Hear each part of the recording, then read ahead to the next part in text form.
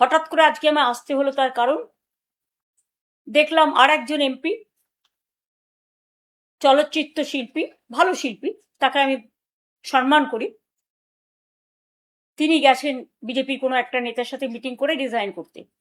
আমি আপনাদের জ্ঞাতার্থে বলি, উনি আগেই ইমেল পাঠিয়েছিলেন এবং থ্যাঙ্কস টু হার যে আজকে উনি ফিজিক্যালি জমা দিতে গেছে। যাদের যাদের যাবার আছে আরো বিজেপির চাপে, পুলিশের চাপে, মাথা নত করার চাপে, কোর্টের চাপে, মানে কেসের চাপে, ইডির চাপে, সিবিআই এর চাপে, কোর্ট কেসের চাপে, তারপরে হচ্ছে ভয়ঙ্কর ভয়ঙ্কর সিআইডি কেসের চাপে, সিবিআই এর চাপে, আইসিওসির চাপে, এসটিএফ এর চাপে, তাদের অনুরোধ করে বলবো প্লিজ 21শে জুলাইয়ের আগে যার যা সিদ্ধান্ত নেয়া, যারা যারা বাঁচতে চান জীবনে লোটা কম্বল নিয়ে, তারা দয়া করে যেখানে ইচ্ছে যান বিজেপির কথা শুনে।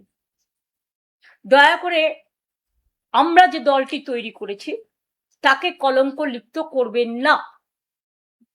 যার যার, আমি এক্ষুনি কনস্টিটিউশনটা পড়ছিলাম, clause 90, freedom of movement, freedom of speaking, freedom of rights, যেগুলো আছে মানুষের, সংবিধান বলেই দিয়েছে আপনারা করতেই পারেন, তাতে আমরা একটু দুর্বল হব না।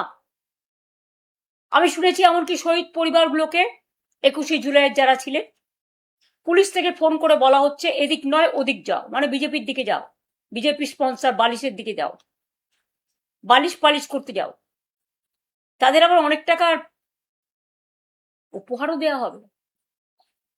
আমি বলি আমরা তো খুব ক্ষুদ্র দল, আমরা 40 বছর ধরে এই পরিবারগুলোকে চাকরি থেকে শুরু করে যতটুকু আমাদের সাহায্য করা, যেদিন ঘটনা ঘটেছিল সেদিন আমাদের কোনো ক্ষমতা ছিল না, বাট 21শে জুলাই বেনেভোলেন্ট ফান্ড আমরা একটা তৈরি করেছিলাম, কবি সুভাষ মুখোপাধ্যায় তার চেয়ারম্যান ছিলেন, এবং প্রদ্যুৎ দত্ত এক্স আইএফ এর জেনারেল সেক্রেটারি প্রেসিডেন্ট, তিনি ছিলেন তার জেনারেল সেক্রেটারি, এবং তাদের নেতৃত্বে আমরা সেদিনও কিন্তু মানুষ যেটা জমা করেছিলেন তার টোটালটাই আমরা কিন্তু শহীদ পরিবার এবং বিশেষ করে যারা আরো 100-150 জন আহত হয়েছিলেন, যতটুকু পেরেছি সাহায্য তাদের হাতে তুলে দিয়েছিলাম। এবং প্রতি বছর আমরা শহীদ পরিবারকে ডাকিও সম্মান জানাই।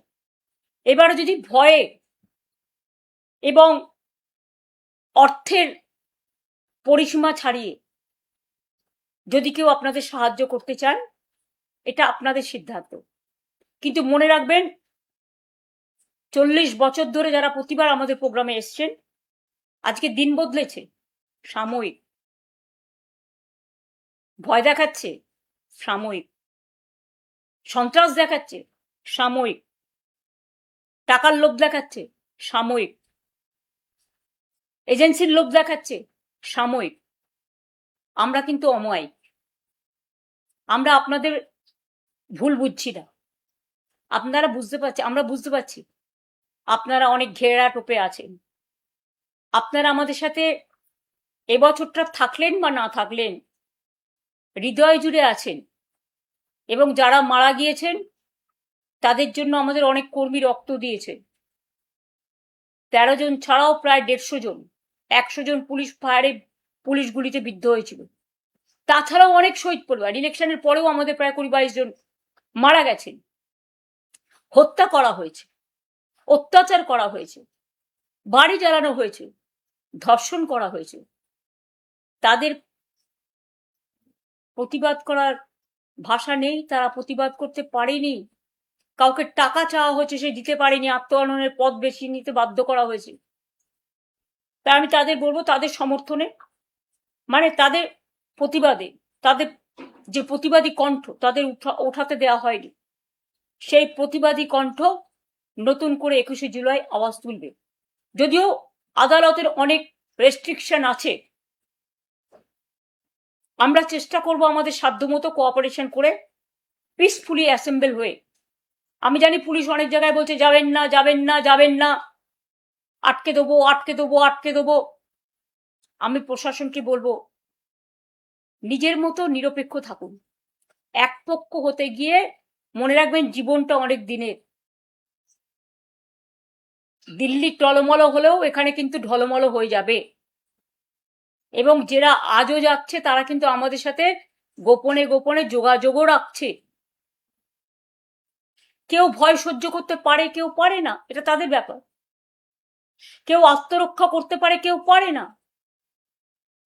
আমরা মাথা নিচু করে চলি না বলে আমাদের ফেস করতে হচ্ছে। তো আমরা যদি ফেস করতে না শিখি, বাংলাকে ভালোবাসতে না শিখি, দেশটাকে ভালোবাসতে না শিখি, মানুষের রায়টাকে সম্মান না জানাই, তাহলে নিজেরা একদিন আত্মগ্লানিতে ভুগবো না? তাই বলি, যা করেছেন ভালো করেছেন, ভালো থাকুন, সুস্থ থাকুন। আরো ভালো ভালো খবর দেখতে সাবস্ক্রাইব করুন বাংলা হান্টের ইউটিউব চ্যানেল। বাংলা হান্টের আরো খবর দেখতে নজর রাখুন। বাংলা খবর মানেই বাংলা হান্ট।